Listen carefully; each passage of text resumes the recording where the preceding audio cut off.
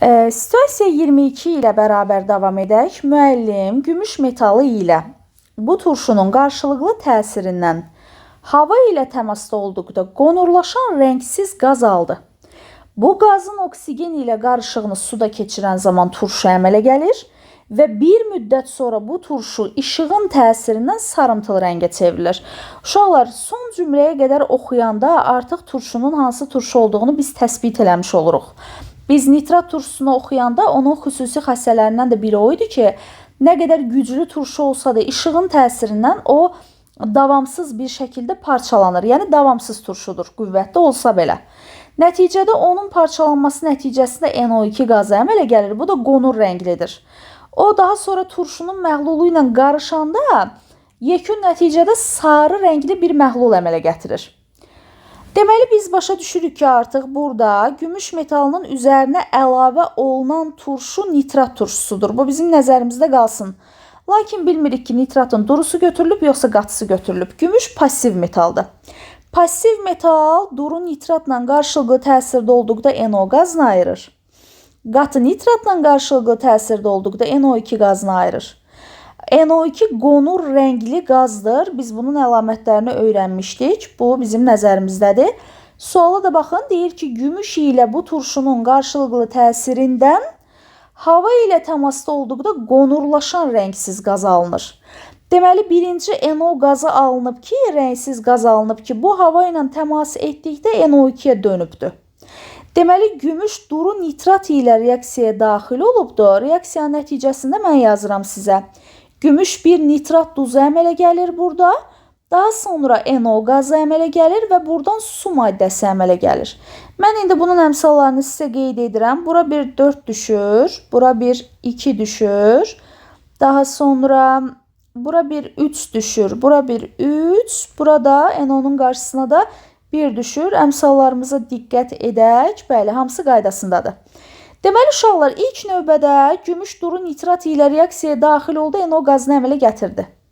NO hava ilə təmas etdikdə NO2 qazına dönür.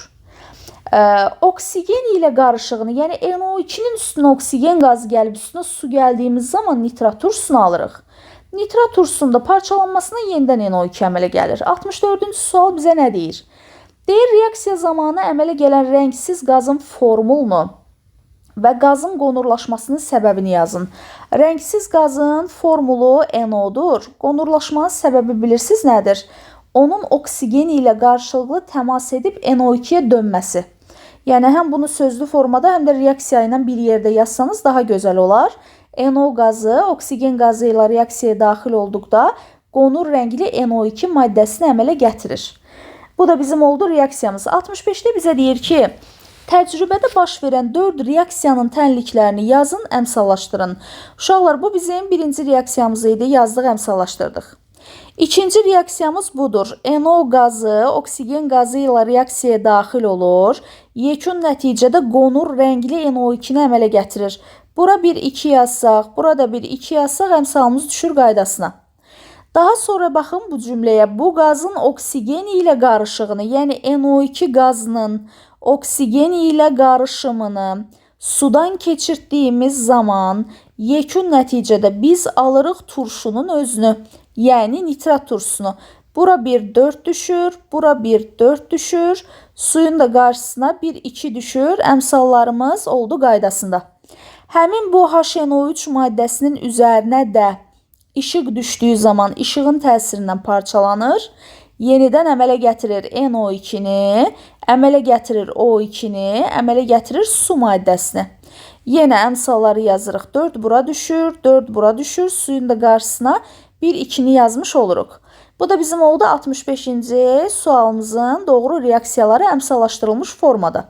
66-da bizə deyir ki, təcrübədə götürülən turşunun 8 molunun tam parçalanması zamanı neçə mol qaz qarışığı alınır? Uşaqlar, burada 4 mol turşu parçalanır. Bu zaman 5 mol qaz qarışığı alınır.